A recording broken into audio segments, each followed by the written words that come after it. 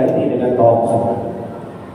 Itu sebabnya Quran berkali-kali menggunakan kata salat, tapi untuk pengertian ibadah secara umum, atau malah untuk pengertian ibadah seperti tawaf.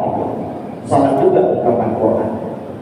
Nah, kata Quran, kenapa tuh orang-orang musyrik itu tak layak untuk menjadi pengelola Masjidil Haram dan juga mereka akan terkena azab? Itu tidak lain adalah karena salat mereka indal bait, di Masjidil Haram itu, khususnya mengelilingi Ka'bah itu tidak ada lain adalah muka awal tasbih. Mereka itu ibadahnya cuma bersiul, ibadahnya cuma bersiul dan tepuk tangan. Nah, yang ini ada penjelasan dari Sayyidina Abbas. Apa maksud ibadah mereka? Cuma bersiul dan tepuk tangan. Kata Sayyidina Abbas, orang-orang musyrik Mekah itu dulu, ya karena cara beribadah mereka itu samarat dengan kemusyrikan, dan itu mereka anggap sebagai ibadah, walaupun mereka mengelilingi Ka'bah juga. Kata Sayyidina Abbas, orang-orang musyrik Mekah, orang yang dilihat itu dulu, ketika mereka tawaf itu, mereka tanpa usaha telanjang.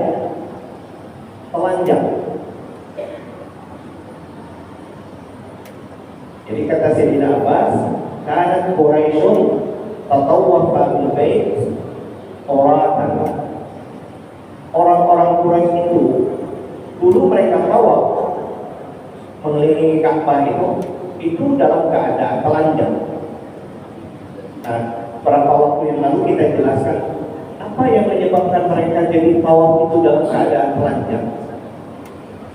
Sebetulnya awal berpikirnya bagus.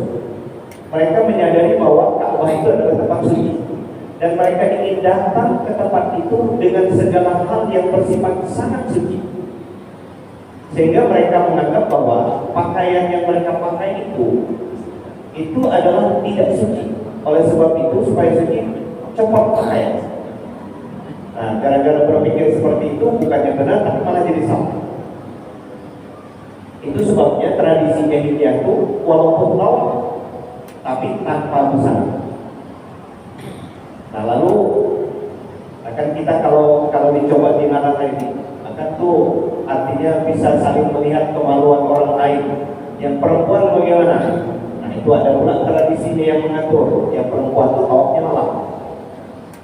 Yang perempuan tawaf juga di malam. Jadi tidak terlihat sesama mereka saja, sesama perempuan saja. Tapi tetap saja ini menyimpang dari aturan agama. Dan yang kedua, mereka menganggap cara beribadah mereka itu tadi memang mengeluarkan suara. Kata mukaan itu dalam bahasa Arab ya kayak kita ada orang yang pandai memainkan suara dengan hanya memasukkan jari ke mulut, lalu kemudian begitu dia tiup keluar suara. Ada orang-orang yang pandai meniupkan suara burung pun cukup dengan memasukkan tangan ini ke mulutnya, lalu dia tiup, keluar suara. Tapi ini dulu itu pernah dipakai dan menjadi tradisi orang-orang jahiliyah itu ketika tawaf sambil begitu. Tapi itu cara ibadah, dan itu mereka anggap bagian dari ibadah. Nah, yang kedua memang bertepuk tangan tadi. Ini bukan wujud kegembiraan, tapi memang itu mereka anggap itulah tata cara ibadah. Ini mungkin kalau mau dikaji, ini panjang kesejarahannya. Mungkin kenapa kok sampai cara ibadah orang jahiliyah ini bisa terjadi seperti itu? Ini artinya kalau kita mau runut, sebetulnya di zaman Nabi Ibrahim tidak pernah mengajarkan seperti ini. Tapi karena jarak waktu yang sudah sangat panjang, mungkin saja terjadi perubahan, dan ada saja orang-orang yang kemudian melakukan perubahan sedikit demi sedikit atas pola ibadah itu. Nah, sehingga yang terjadi seperti itu. Tapi dalam pandangan Allah itu sudah menyimpang. Itu sebabnya ibadah mereka yang seperti itu tidaklah menjadi jaminan mereka akan aman di Masjidil Haram itu. Itu sebabnya Quran menyebut mereka tak layak untuk menjadi pengelola Masjidil Haram, dan itu juga akan terkena azab. Tidak lain karena salat mereka atau ibadah mereka di bait, kata al-bait di sini maksudnya Baitul Haram, khususnya Ka'bah. Jadi tawaf. Itu sebabnya sebagian besar ulama tafsir memahami salat ini dalam artian tawaf, karena itu dikaitkan dengan kata al-bait. Al-bait itu lebih kepada Ka'bah, Baitullah, Ka'bah. Nah, salat di sekitar Ka'bah itu lebih kuat asosiasinya adalah tawaf. Walaupun ada sebagian ulama tafsir menyebut bahwa ini ibadah mereka secara umum. Apakah orang jahiliyah itu tidak punya tradisi salat? Ada tradisi salat mereka. Jadi sebagian ulama tafsir kata salat juga mencakup ibadah-ibadah yang lain. Tapi itu tadi bentuk tata cara ibadahnya sudah jauh dari tuntunan agama. Nah, karena mereka ini akan terancam azab, maka ayat ini ujungnya menyebut fazuqul azab bima kuntum takfurun. Oleh sebab itu kelak di akhirat rasakanlah azab. Zuqul azab. Zuqul azab dari kata zauq. Zauq itu arti harfiahnya mencicipi atau merasai. Jadi kalau kita misalnya dihidangkan makanan lalu kita coba sedikit, itu secara bahasa itu merasai. Kalau merasai makanan itu mencoba atau merasai makanan kan nggak mungkin sampai 3 piring. Nah, paling dikit setengah sendok atau 1 sendok itu masih bisa disebut merasai. Jadi secara tersirat Al-Quran ini mengatakan bahwa azab yang Allah timpakan kepada orang-orang musyrik, andai kata Allah jatuhkan azab itu di dunia ini, itu sebetulnya cuma merasai sedikit azabnya. Yang betul-betul azabnya itu nanti di akhirat. Nah, dengan kata-kata fazuqul azab, maka kemudian ulama tafsir itu mengatakan bahwa yang dimaksud azab di sini ini bukan azab di akhirat nanti, tapi azab di dunia ini. Apa bentuknya? Orang-orang musyrik itu akan dikalahkan dalam beberapa peperangan. Mereka dikalahkan, tokoh-tokoh mereka terbunuh. Itu maknanya kan sebagian ahli tafsir itu artinya azab juga. Dan itu baru sedikit, baru merasai azab sedikit. Jadi fazuqul azab, maka rasakanlah azab ini. Apa yang menyebabkan kalian terkena harus merasakan azab itu? Bima kuntum takfurun. Ini semua disebabkan kalian telah kufur kepada Allah Subhanahu wa taala, kufur kepada apa yang dibawa oleh Nabi Muhammad SAW. Nah, ini ayat yang kita baca ini itu terkait erat dengan kelompok yang sebelumnya. Lalu kemudian kita lanjut ke ayat berikutnya, ayat ke-30. Ini ada asbabun nuzul, kita perlu sampaikan dulu. Beberapa riwayat menyebutkan setelah perang Badar. Bukankah dalam perang Badar itu orang-orang musyrik Mekah itu mengalami kekalahan? Jadi beberapa pemuda musyrik Mekah itu menemui tokoh mereka. Di antaranya adalah Abu Sufyan. Abu Sufyan ini termasuk tokoh musyrik dan memiliki kekayaan banyak. Jadi kalau kita sebut donaturnya waktu perang Badar itu ya Abu Sufyan ini di antara. Karena dia memang punya kafilah dagang, pedagang besar, kaya. Jadi beberapa pemuda musyrik Mekah itu mendatangi Abu Sufyan. Kata mereka, wahai Abu Sufyan, perang Badar kemarin menyebabkan kerugian luar biasa bagi kita orang Mekah. Baik kerugian terhadap tokoh-tokoh kita yang tewas, tokoh-tokoh kita yang ditawan oleh orang Islam, Dan kerugian kita secara ekonomi, apa yang maksud kerugian secara ekonomi? Jalur perdagangan Mekah ke Syria itu sudah dikuasai oleh orang-orang Madinah. Jadi orang-orang Mekah itu kalau mau berdagang, salah satu rute waktu itu lewat Madinah baru ke Syria. Itu rute dagang. Sekarang dengan dikuasainya Mekah dan Madinah itu oleh orang musyrik, oleh Nabi Muhammad dan umat Islam, maka salah satu akses jalan dagang mereka itu tertutup. Ini menimbulkan kerugian ekonomi. Nah, oleh sebab itu, hai Abu Sufyan, berikan kami dana, kita akan membalas kerugian ini untuk perang tahun depan. Nah, inilah yang kemudian perang berikutnya. Karena waktu itu begini, tokoh musyrik Mekah itu ketika mereka kalah dalam perang Badar, jadi kira-kira sambil menuju pulang ke Mekah itu, tokoh-tokoh musyrik Mekah itu ngomong, Muhammad, kita tentukan lagi tahun depan. Nah, itu kayak berjanji perang.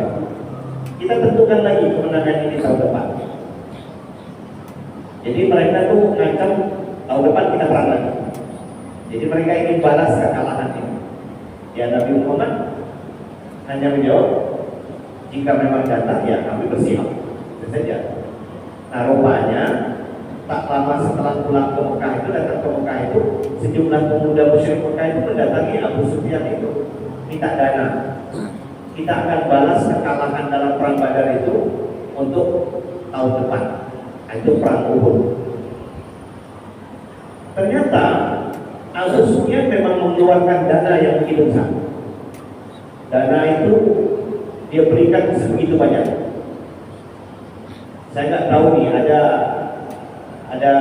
kitab yang menyebut Abu Sufyan itu ngasih emas, bukan lagi. Karena uang mereka di zaman itu adalah uang koin emas. Nah, jadi kalau kita sebut dirham itu sebetulnya koin tapi dari perak. Kalau dinar itu koin tapi dari emas. Kita kan, uang kita kan kertas, dibuat dari yang mungkin bahannya itu kayak kartun ya, kain apa seperti itu uang kita, kertas rata-rata. Walaupun ada beberapa negara yang mungkin pakai uang emas, tapi dulu tradisinya di zaman Nabi itu, zaman Jahiliyah itu, uang itu adalah dalam bentuk dinar dan dirham. Nah, dinar itu koin emas dan emas murni. Jadi ada riwayat yang menyebut bahwa Abu Sufyan itu mengasih uang itu sebanyak 40 rupiah. Saya nggak tahu nih, apakah hari ini masih diberkati? Oke. Terima kasih. Oh, oke. Riak. Dia kan. Ini ada siswa kita yang lagi pulang liburan di sekolah di Mekah, di Tabu, di provinsi, salah satu provinsi di Saudi itu yang dekat dengan dekat Palestina. Jadi kalau mau jalan-jalan ke Palestina itu dari Tabu itu ya hanya beberapa kilometer lagi udah sampai ke kawasan Palestina. Dari Madinah itu malah lebih jauh. Kan mungkin lebih jauh. Dari Madinah kita sebut.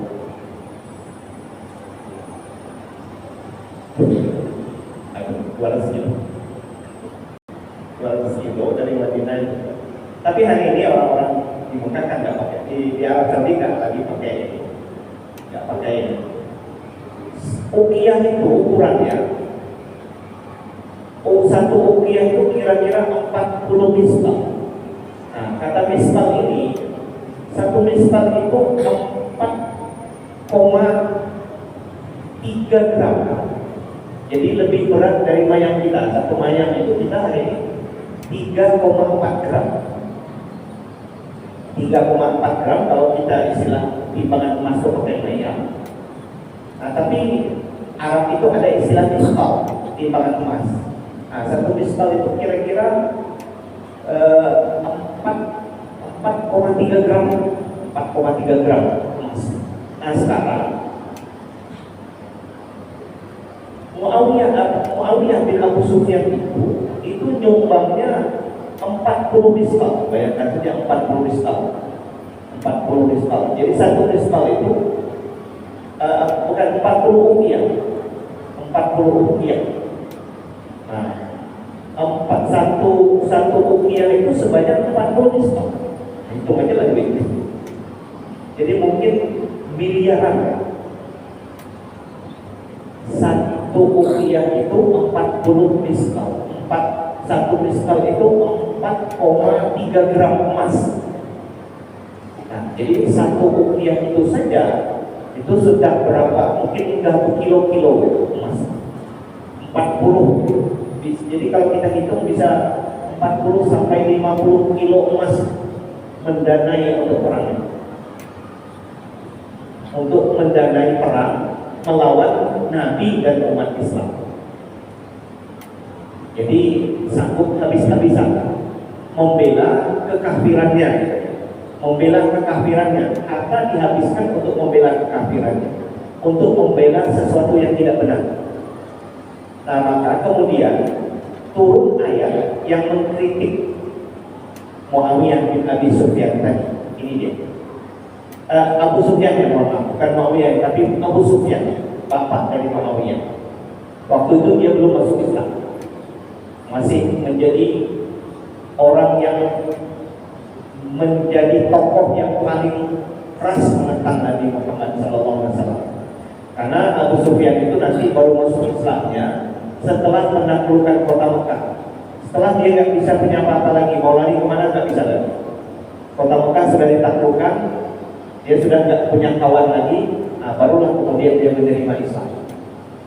Itu dia. Nah, sekarang ayat ini, apa kata Quran ketika sikap Abu Sufyan itu selalu mendanai perang-perang itu untuk melawan Nabi itu, dia donatur besar. Nah, maka kemudian kata Quran, innal ladzina kafaru yunfiquna amwalahum liyasuddu an sabilillah. Sesungguhnya orang-orang yang kafir, walaupun asbabun nuzul ayat ini untuk Abu Sufyan, tetapi ayat ini turun dalam bentuk umum. Siapa saja yang mengeluarkan hartanya justru untuk merintangi agama, untuk merintangi dakwah, terkena dalam cakupan ayat ini. Walaupun ayat ini turunnya, kata para ulama tafsir, ditujukan kepada Abu Sufyan, tapi karena redaksi bahasanya bersifat umum, maka artinya ayat ini akan mencakup siapapun orang yang dia berani menggulirkan hartanya justru untuk menghalangi dakwah kemajuan agama, maka terancam dengan ayat ini. Innal ladzina kafaru, sesungguhnya orang-orang yang kafir, yunfiquna amwalahum, mereka itu menafkahkan harta mereka, liyasuddu an sabilillah, agar mereka itu dapat menghalangi perjalanan dakwah, menghalangi manusia dari sabilillah, dari berjihad di jalan Allah, dari mengembangkan agama Allah. Jadi tujuan Abu Sufyan mendanai perang itu supaya dakwah Nabi tak jalan. Jadi dia sanggup habis-habisan mengeluarkan duit untuk merintangi dakwah Nabi. Nah, begitu. Sekali lagi, walaupun ayat ini ditujukan kepada Abu Sufyan berdasarkan asbabun nuzul, akan tetapi ayat ini mencakup siapapun yang melakukan hal yang sama seperti yang dilakukan oleh Abu Sufyan, maka orang itu terancam mendapatkan azab Allah Subhanahu wa taala. Quran melanjutkan fasayunfiquna, lalu mereka akan terus-menerus menafkahkan harta untuk menghalangi orang dari jalan Allah. Nah, apa kata Quran akibatnya nanti? Tsumma takunu alaihim hasratan. Kemudian nanti harta mereka itu akan menjadi penyesalan, menjadi kerugian atas mereka. Tsumma takunu alaihim hasratan. Kemudian harta yang mereka sumbangkan untuk merintangi dakwah itu justru yang akan mendatangkan kerugian kepada mereka. Nah, di sini harta bukannya memberi manfaat kepada pemiliknya, tapi justru harta itulah yang mengantar dia kepada siksa Allah karena salah cara menggunakannya.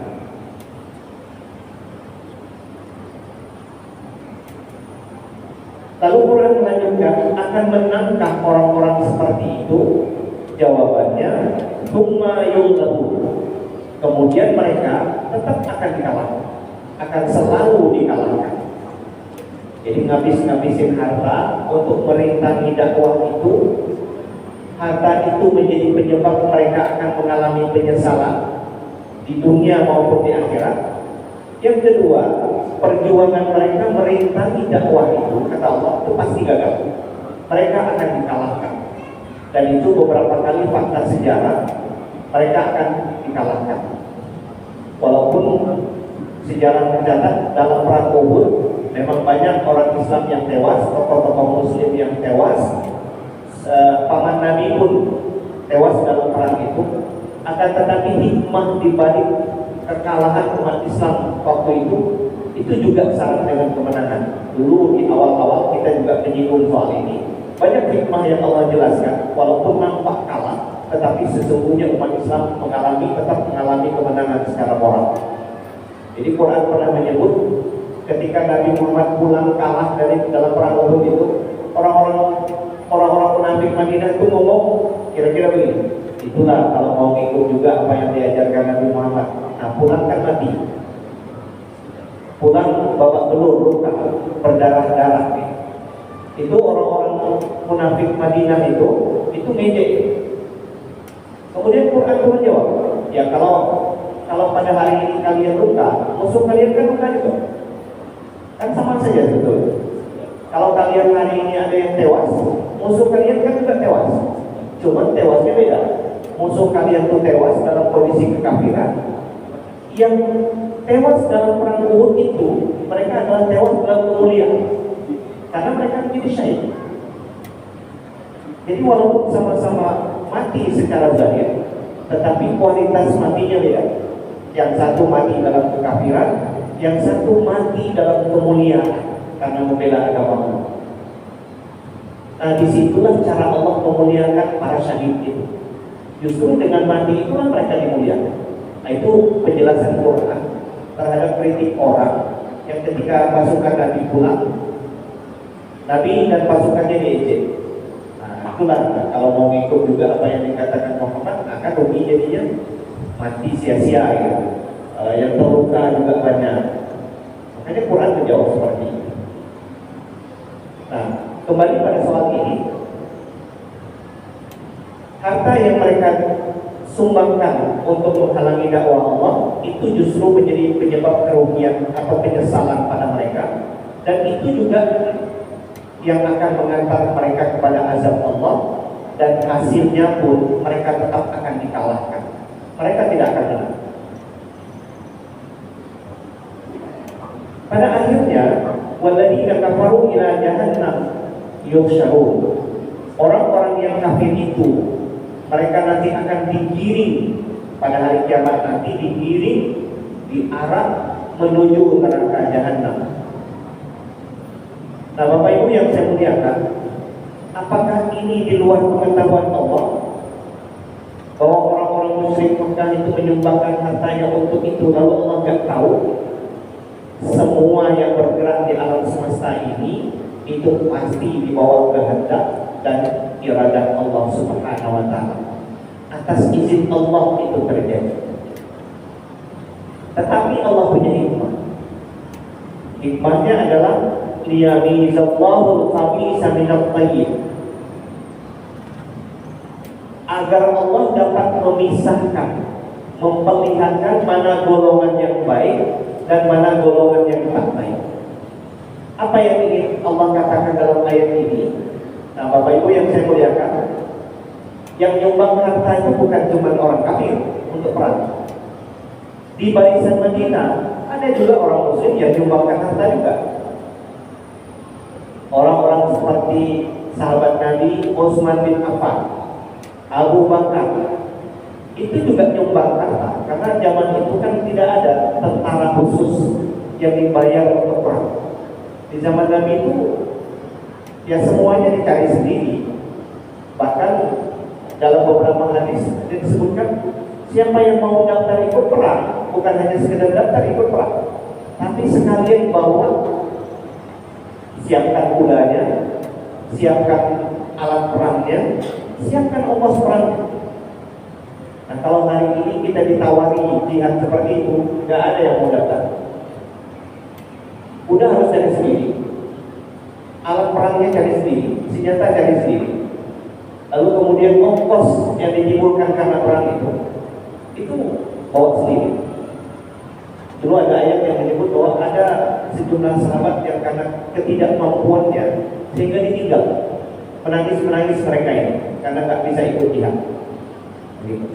Kalau kita lah hari ini model itu perangnya, itu nggak ada yang mau daftar.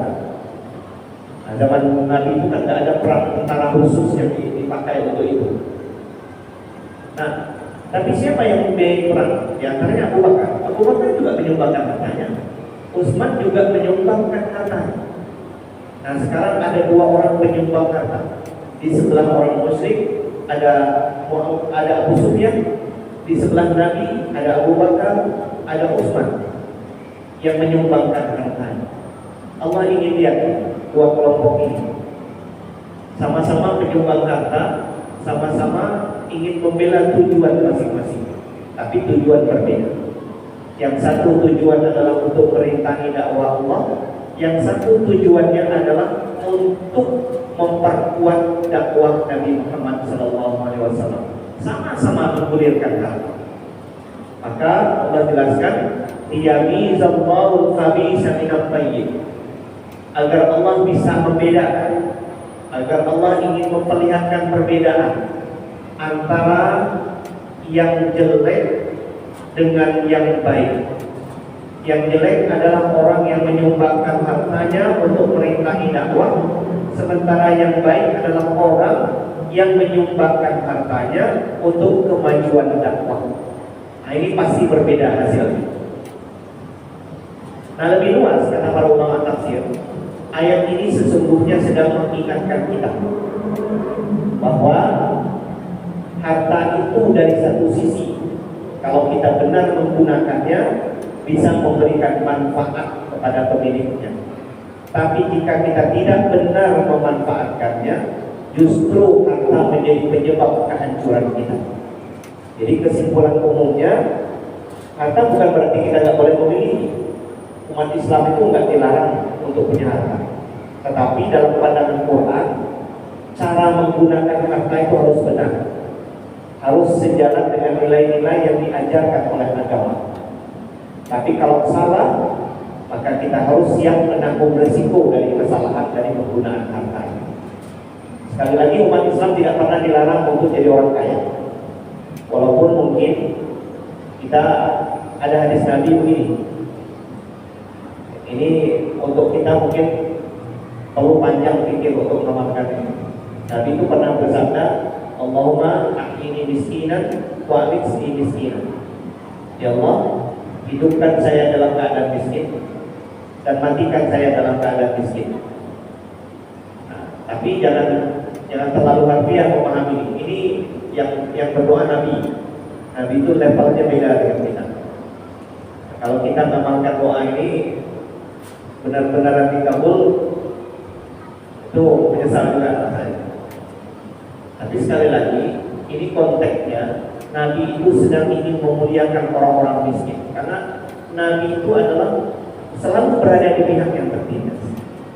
Jadi karena kelembutan hati Nabi, maka Nabi sampai berucap dengan doa seperti ini. Ya Allah, hidupkan saya dalam keadaan miskin, karena saya akan selalu bersama dengan orang-orang miskin, dan matikan saya juga dalam keadaan miskin, karena sekali lagi Nabi ingin bersama dengan orang-orang miskin, membangkitkan harkat masyarakat. Tapi hadis ini lalu bukan mengatakan bahwa kita orang Islam lalu harus miskin juga, tidak. Jangan jangan pas 20, jangan pas sebegitu harfiahnya memahami hadis ini. Pahamilah konteksnya. Tapi semangat Nabi seperti itu. Nah, kembali ke ayat ini.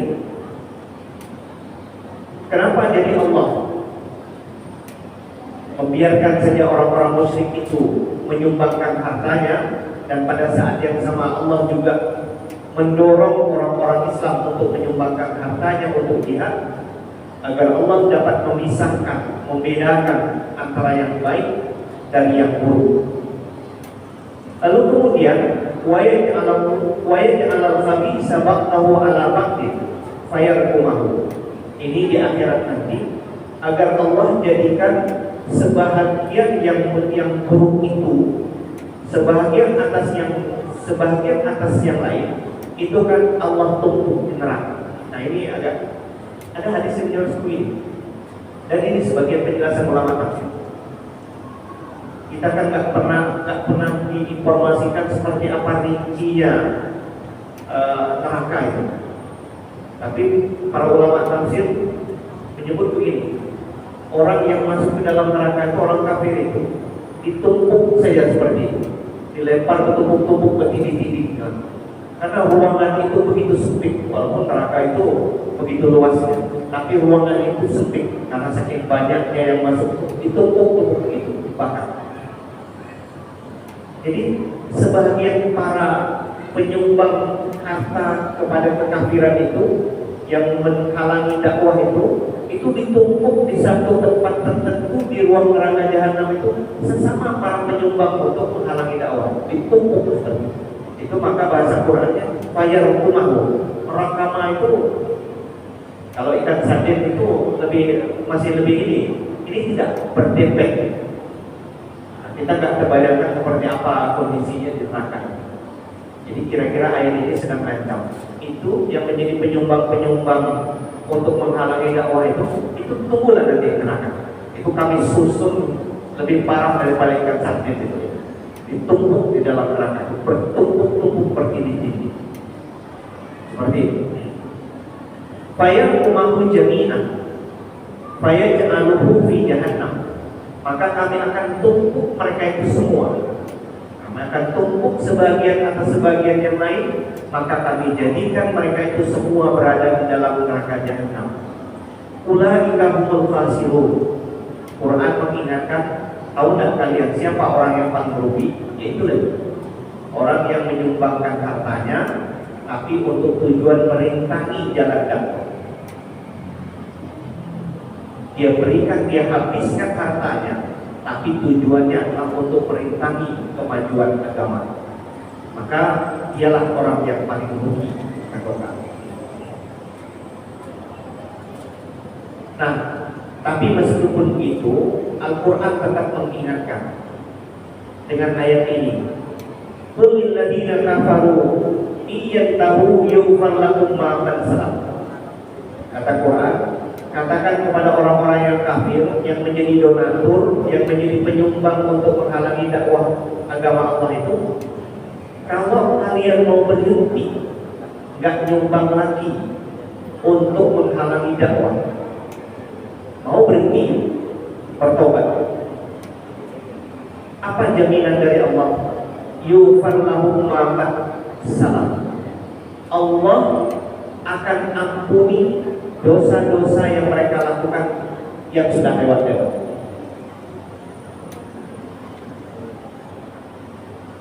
Jadi para donatur yang merintangi jalan dakwah, kalau mau berhenti, dosa mereka yang sudah lewat-lewat itu Allah ampuni. Nah, dalam kaitan ini ada beberapa hadis yang menarik begini. Seseorang dulu merasa bahwa ikut jadi donatur juga, akhirnya kemudian masuk Islam. Ketika dia masuk Islam itu, dia bilang kepada Rasul, ya Rasul, ulurkan tangannya. Kata Rasul, untuk apa? Saya ingin berjanji padamu, saya minta jaminan kepada. Jaminan apa kata Rasul? Jaminannya kalau saya masuk Islam, saya minta jaminan bahwa dosa-dosa saya yang lalu itu diampuni. Maka Rasul jawab, kalau cuma itu ceritanya, kata Rasul, ketika orang masuk Islam, maka dosa-dosanya yang lalu itu udah otomatis diampuni. Jadi kata Rasul, Islam itu menghapus apa yang sudah lewat. Jadi kalau ada orang masuk ke dalam Islam, itu catatan amalnya yang lewat-lewat itu sudah terhapus. Dia akan dimulai dengan lembaran baru. Kayak apa saja perbuatannya masa lampau itu dihapus oleh Allah Subhanahu wa Ta'ala. Itu dia. Demikian juga yang kedua juga menghapus dosa itu adalah taubat. Jika kita bertaubat sebanyak apapun dosa itu Allah ampuni. Dan yang ketiga itu adalah haji yang mabrur. Itu makanya hadis Nabi, al-hajj mabrur laisa lahu jaza illa jannah. Haji yang mabrur itu tidak ada balasannya kecuali surga. Kenapa jadi seperti itu? Haji yang mabrur itu dosanya sudah diampuni oleh Allah Subhanahu. Jadi 3 kali orang yang non-muslim masuk ke dalam Islam itu dosanya lewat. Jadi kata Rasul, tak payah engkau berjanji dengan saya, minta jaminan tidak perlu. Karena jaminan itu memang seperti itu. Siapapun yang masuk ke dalam Islam, dosa masa lalu dihapus. Siapa yang bertobat, dosa masa lalu dihapus. Siapa yang haji yang diterima oleh Allah, dosa masa lalu juga dihapus. Nah, jadi orang ingin tahu yufar lahu. Jika mereka berhenti dari mendanai untuk merintangi dakwah Nabi, Allah akan ampuni. Tapi wa iya'udu faqad matat sunnatul awwalin. Tapi jika mereka masih balik juga, masih jadi donatur juga, masih mendanai juga, maka sunnah Allah yang lalu akan berlaku. Artinya apa? Siapa yang terus-terusan melawan ajaran Allah, Allah akan musnahkan mereka. Itu maksud sunnatul awwalin. Sunnah umat-umat terdahulu itu seperti itu. Yang kurang ajar itu, yang terus berbuat maksiat, itu dihabisi, dimusnahkan oleh Allah. Jadi itu ancamannya. Kalau masih terus juga membandel, maka ancaman seperti yang terdahulu akan terjadi pada mereka. Fakat madat sunnatul awwalin. Maka sungguh akan telah berlalu sunnah orang-orang terdahulu, yaitu dimusnahkan oleh Allah Subhanahu wa Ta'ala. Nah, Bapak Ibu yang saya muliakan, ini yang bisa saya sampaikan dalam kesempatan ini. Mudah-mudahan ini bermanfaat. Billahi taufiq wal hidayah. Assalamualaikum warahmatullahi wabarakatuh. A'udzubillahi minasyaitonir rajim. Bismillahirrahmanirrahim. Alhamdulillahirabbil alamin wassalatu wassalamu ala asyrofil anbiya'i wal mursalin sayyidina maulana Muhammadin wa ala alihi wa sahbihi ajma'in. Manfa'na bima 'allamtana wa 'allimna ma yanfa'una wa zidna ilman nafi'a wa hidayatan wa tawfiqan. Manfa'na bima 'allamtana wa 'allimna ma yanfa'una wa zidna ilman nafi'a wa hidayatan wa tawfiqan. Allahumma ij'alna minal ulama'il aminin. Allahumma ij'alna minal ulama'il aminin. Rabbana atina fid dunya hasanatan wa fil akhirati hasanatan wa qina adzabannar. Walhamdulillahi rabbil alamin. Assalamualaikum warahmatullahi wabarakatuh.